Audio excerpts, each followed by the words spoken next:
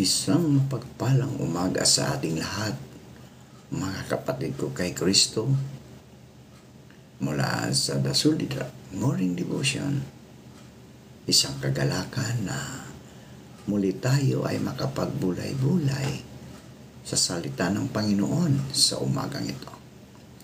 Mga ilang minutong pagbubulay-bulay ng mga salita ng Panginoon upang papurihan at sambahin ang ating Panginoong Hesukristo.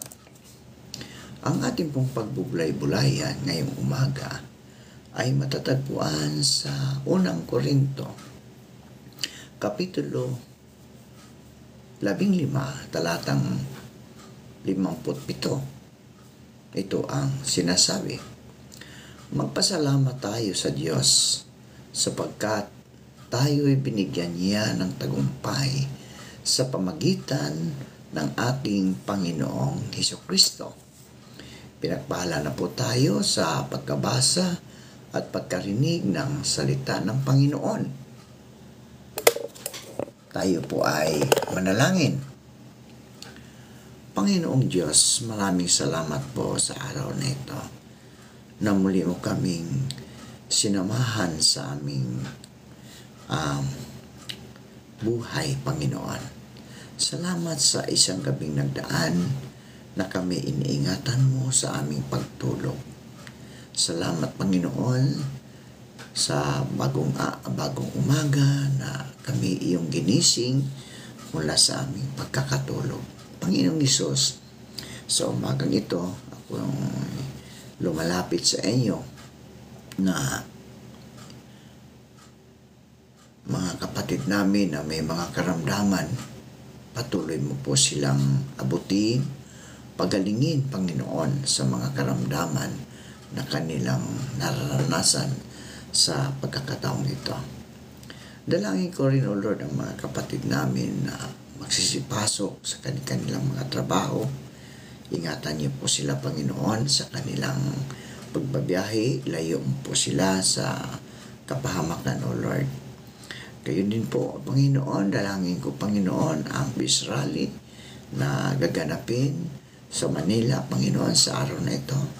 Naway wala pong makapasok na hindi kasama sa peace rally iyon upang manggulo. Lord, ingatan mo po ang aming mga kababayan na ito at ilayo mo po sila sa anumang kapahamakan upang magkaroon ng kapayapaan ang aming bansa, Panginoon.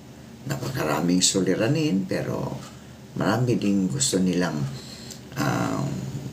makagulo, Panginoon, ang aming politika system, Panginoon.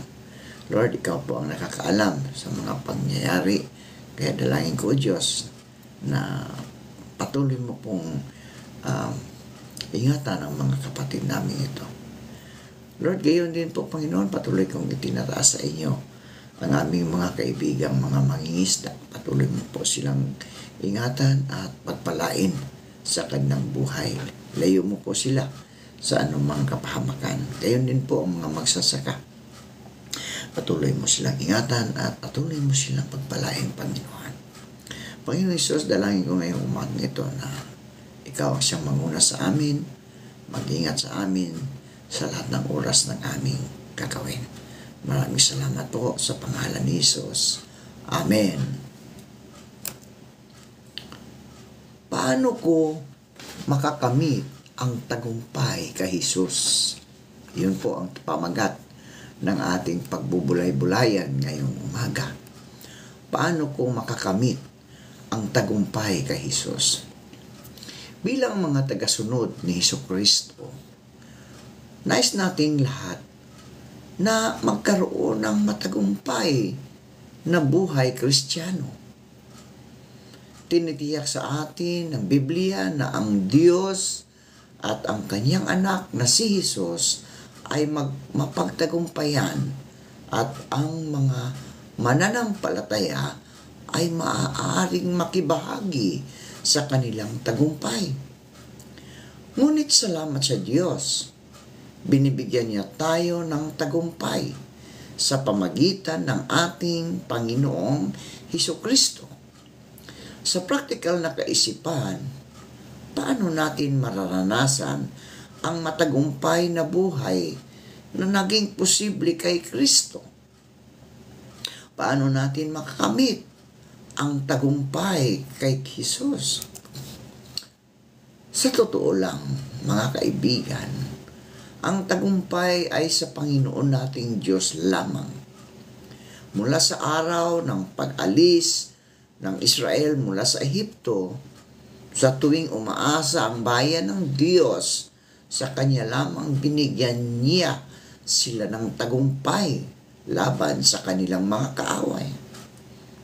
Ang mga propeta sa Lumang Tipan ay patuloy na nagtuturo sa isang hinihintay na tagapagligtas na maghahatid ng lubos na kasukdulan ng pagtatagumpay ng Diyos.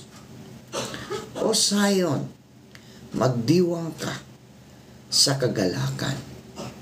O Jerusalem, ilakas mo ang awitan, pagkat dumarating na ang iyong hari na mapagtagumpay at mapagwagi. Dumarating siyang may kapakumbabaan. Batang asno ang kanyang sinasakyan. Alam nating ang mga propesyang ito ay tumutukoy kay Kristo Jesus, ang ipinangakong Mesiyas na dumaig sa mundo. Nanalo si Jesus ng pinakamataas na tagumpay sa krus. Ang kasalanan ay natubos at ang kapangyarihan ng kasalanan at kamatayan ay nasira. Pagkatapos ng pagpapako sa krus at paglilibing ni Kristo, nabuhay siya mula sa mga patay pagkaraan ng 3 araw, at ngayon ay nakikibahagi tayo sa tagumpay na iyon. Inikala ni Satanas na nanalo siya sa sukdulang paligsahan sa kamatayan ni Kristo. Sa halip, pinalaya ng kamatayang iyon ang ating mga tanikala. Pinalaya tayo mula sa bilangguan ng kasalanan at dinasalmahan ang mga espiritual na kapangyarihan ng kasamaan. Kayong dating patay dahil sa kasalanan, kayong mga hintil na hindi saklaw ng pagtutuli ayon sa kautusan, ay binuhay ng Diyos na kasama ni Kristo.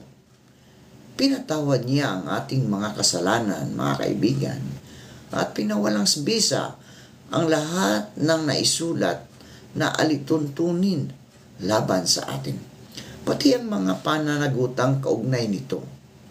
Pinawin niya ang lahat ng ito nang ipako siya sa krus. Sa pamagitan ng kanyang kamatayan sa krus, nilupig niya ang mga pinuno at kapangyarihan ng sanlibutan. Ang mga ito ay parang mga bihag na kanyang ipinarada sa madla bilang katunayan ng kanyang pagtatagumpay. Ang susi upang makamit ang tagumpay kay Jesus ay ang pananampalataya kay Kristo, sapagkat ang bawat ipinanganak ng Diyos ay dumadaig sa mundo. Ito ang tagumpay na dumaig sa mundo, maging ang ating pananampalataya. Sino ang nananaig sa mundo? Ang naniniwala lamang na si Jesus ang anak ng Diyos. Ang unang hakbang sa tagumpay kay Jesus ay ang pagtanggap kay Kristo bilang tagapagligtas. Tinatanggap natin ang Panginoon sa biyaya sa pamagitan ng pananampalataya at nabubuhay tayo sa Kanyang tagumpay sa biyaya sa pamagitan din ng pananampalataya. Ang ating kaligtasan ay kaloob ng biyaya ng Diyos at ang ating tagumpay kay Jesus ay kaloob ng biyaya ng Diyos. Ano ang lawak ng tagumpay ni Jesucristo na kanyang ibinibigay sa atin? Ang tagumpay na ibinahagi ni Jesus sa atin ay kinabibilangan ng tagumpay laban sa pita ng laman, pita ng mga mata, at pagmamataas sa buhay. Ang tagumpay ng ating Panginoon laban sa tukso at kasalanan ay naging tagumpay din natin. Ang mga na kay Kristo Jesus ay ipinako sa krus ang laman kasama ng pagnanasa at pita nito. Ipinaliwanag ni Apostol Juan, nalalaman ninyong naparito si Kristo upang pawiin ang ating mga kasalanan at siya'y walang kasalanan. Ang nanatili sa kanya ay hindi nagpapatuloy sa pagkakasala. Ang sinumang nagpapatuloy sa pagkakasala ay hindi nakakita ni nakakilala man sa kanya. Mga anak, huwag kayong palinlang kaninuman. Ang sinumang gumawa ng matuwid ay matuwid tulad ni Kristo. Ang nagpapatuloy sa pagkakasala ay kampo ng dyablo, sapagkat sa simula pala'y nagkakasala na ang dyablo. Kaya't naparito ang anak ng Diyos upang wasakin ang mga gawa ng dyablo. Nadaig ni Jesus si Satanas at ang mga kapangyarihan ng kasamaan. At ibinahagi niya sa atin ang tagumpay na iyon. Sinabi ni Jesus, nakita ko si Satanas na nahulog na parang kidlat mula sa langit. Binigyan ko kayo ng kapamahalaan na yurakan ang mga ahas at mga alakdan at upang madaig ang lahat ng kapangyarihan ng kaaway. Walang makapipinsala sa iyo. Ipinaliwanag ng manunulat ng Hebrews na si Jesus ay nagkatawang tao at nakibahagi sa ating sangkatauhan. Dahil sa ang mga anak na tinutukoy niya ay tao, naging tao rin si Jesus at tulad nila'y may laman at dugo. Ginawa niya ito upang sa pamagitan ng kanyang kamatayan ay mawasak niya ang dyablo na siyang may kapangyarihan sa kamatayan. Sa pamagitan din ng kanyang kamatayan ay pinalaya niya ang lahat ng tao sa mundong buong buhay nilang inaalipin ng takot sa kamatayan.